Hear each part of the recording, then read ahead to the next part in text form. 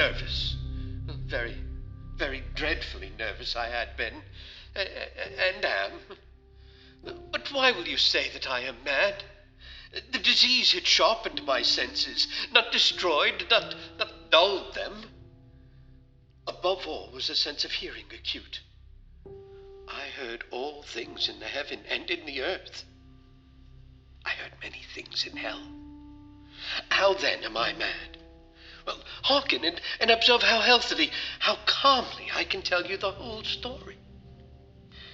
It is impossible to say how first the idea entered my brain, but once conceived, it haunted me day and night. Object there was none. Passion there was none. He never wronged me. I loved the old man. He had never given me insult. For his gold I had no desire. I think it was his eye. Yes, it was this. He had the eye of a vulture, a pale blue eye with a film over it. Whenever it fell upon me, my blood ran cold, and so by degrees, very gradually, I made up my mind to take the life of the old man, and thus rid myself of the eye forever. Now, this is the point. Well, you fancy me mad. Madmen know nothing. But you should have seen me. You should have seen how wisely I proceeded, with what caution, with what foresight, with what dissimulation I went to work. I was never kinder to the old man than during the whole week before I killed him. And every night, about midnight, I turned the latch of his door and opened it, oh, so gently. And then, when I had made an opening sufficient for my head, I put in a dark lantern, all closed, that no light shone out. And then I thrust in my head. Oh, you would have laughed to see how cunningly I thrust it in. I moved it slowly, very, very slowly, so that I might not disturb the old man's sleep. It took me an hour to place my whole head within the opening so far that I could see him as he lay upon his bed. Would a madman have been so wise as this? And then, when my head was well in the room, I undid the lantern cautiously. Oh, so cautiously. Cautiously, for the hinges creaked. I undid it just so much that a single thin ray fell upon the vulture eye. And this I did for 7 long nights, every night, just at midnight. But I found the eye was always closed, and so it was impossible to do the work. For it was not the old man who vexed me, but his evil eye. And every morning when the day broke, I went boldly into the chamber and spoke courageously to him, calling him by name in a haughty tone and inquiring how he had passed the night. So you see, he would have been a very profound old man indeed to suspect that every night, just at 12, I looked in upon him as he slept. Upon the 8th night, I was more than usually cautious in opening the door. A watch's minute hand moves more quickly than did mine. Never before that night had I felt the extent of my own powers, of my sagacity. I could scarcely contain my feelings of triumph, to think that there I was, opening the door little by little, and he not even to dream of my secret deed or thoughts. I fairly chuckled at the idea, and perhaps he heard me, for he moved on the bed suddenly as if startled. Now, you may think that I drew back, but no. His room was as black as pitch with the thick darkness, for the shutters were closed, fastened, through fear of robbers. And so I knew that he could not see the opening of the door, and I kept pushing it on, steadily. I had my head in, and was about to open the lantern when my thumb slipped upon the tin fastening, and the old man sprang up in bed crying out, "Who's there?" I kept quite still and said nothing. For a whole hour, I did not move a muscle. And in the meantime, I did not hear him lie down. He was still sitting up in the bed, listening, just as I have done night after night, hearkening to the death watches in the wall.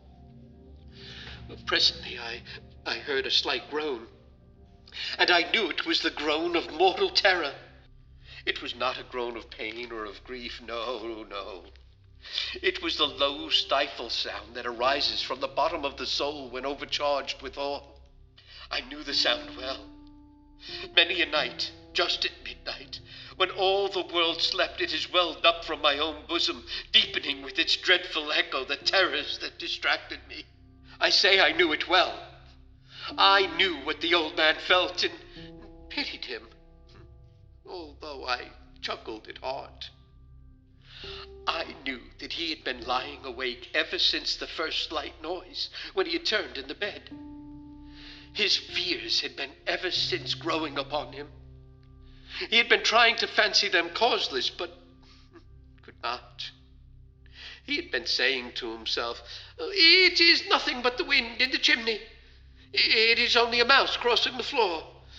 Or it is merely a cricket which has made a single chirp." Yes, he had been trying to comfort himself with these suppositions, but he had found all in vain. All in vain, because death, in approaching him, had stalked with his black shadow before him and enveloped the victim. And it was the mournful influence of the unperceived shadow that caused him to feel, although he neither saw nor heard, to feel the presence of my head within the room.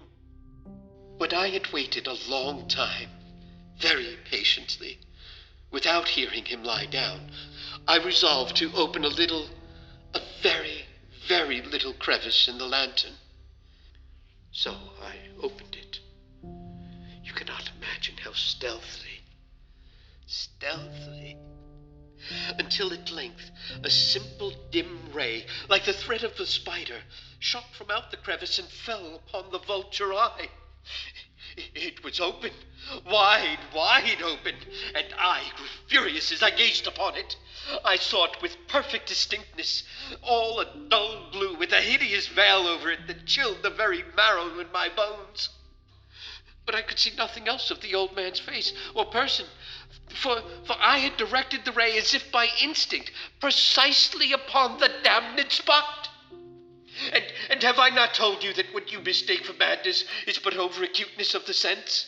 Now, I say, there came to my ears a low, dull, quick sound, such as a watch makes when enveloped in cotton. I knew that sound well, too. It was the beating of the old man's heart. It increased my fury, as the beating of a drum stimulates a soldier into courage. But even yet I refrained and kept still. I scarcely breathed. I held the lantern motionless. I tried how steadily I could maintain the ray upon the eye. Meantime, the hellish tattoo of the heart increased. It grew quicker and louder every instant. Oh, the old man's terror must have been extreme. It grew louder, I say, louder every moment. Do you mark me well? Have I told you that I am nervous? So I am. And now, at the dead hour of the night, amid the dreadful silence of that old house, so strange a noise as this excited me to uncontrollable terror. And yet, for some minutes longer I refrained and stood still. But the beating grew louder. I thought the heart must burst. And now a new anxiety seized me. The sound would be heard by a neighbor. Oh, the old man's hour had come. With a loud yell, I threw open the lantern and leaped into the room. He shrieked once only. In an instant, I dragged him to the floor and pulled the heavy bed over him. I then smiled gaily to find the deed so far done. But for many minutes, the heart beat on with a muffled sound. Now, this, however, did not vex me. It would not be heard through the wall. At length, it ceased. The old man was dead. I removed the bed and examined the corpse. Yes, he was stone. Stone dead. I placed my hand upon the heart and held it there many minutes. There was no pulsation. He was stone dead. His eye would trouble me no more. Now, if you still think me mad, you will think so no longer when I describe the wise precautions I took for the concealment of the body. The night waned, and I worked hastily, but in silence. First of all, I dismembered the corpse. I cut off the head and the arms and the legs. I then took up 3 planks from the flooring of the chamber and deposited it all between the scantlings. I then replaced the boards so cleverly, so cunningly, that no human eye, not even his, could have detected anything wrong. There was nothing to wash out, no stain of any kind, no blood spot whatever. I had been too wary for that. A tub had caught all. When I made an end of these labors, it was 4 o'clock, still dark as midnight. As the bell sounded the hour, there came a knocking at the street door. I went down to open it with a light heart, for what had I now to fear? There entered 3 men who introduced themselves with perfect suavity as officers of the police. A shriek had been heard by a neighbor during the night. Suspicion of foul play had been aroused. Information had been lodged at the police office, and they, the officers, had been deputed to search the premises. I smiled. For what had I to fear? I bade the gentleman welcome. The shriek, I said, was my own in a dream. Oh, the old man I mentioned was absent in the country. I took my visitors all over the house. I bade them search well. I led them at length to his chamber. I showed them his treasures, secure, undisturbed. In the enthusiasm of my confidence, I brought chairs into the room and desired them here to rest from their fatigues, while I myself, in the wild audacity of my perfect triumph, placed my own seat upon the very spot beneath which reposed the corpse of the victim. The officers were satisfied. My manner had convinced them. I was singularly at ease. Well, they sat, and while I answered cheerily, they chatted of familiar things, but ere long I felt myself getting pale and wished them gone. My head ached, and I fancied a ringing in my ears.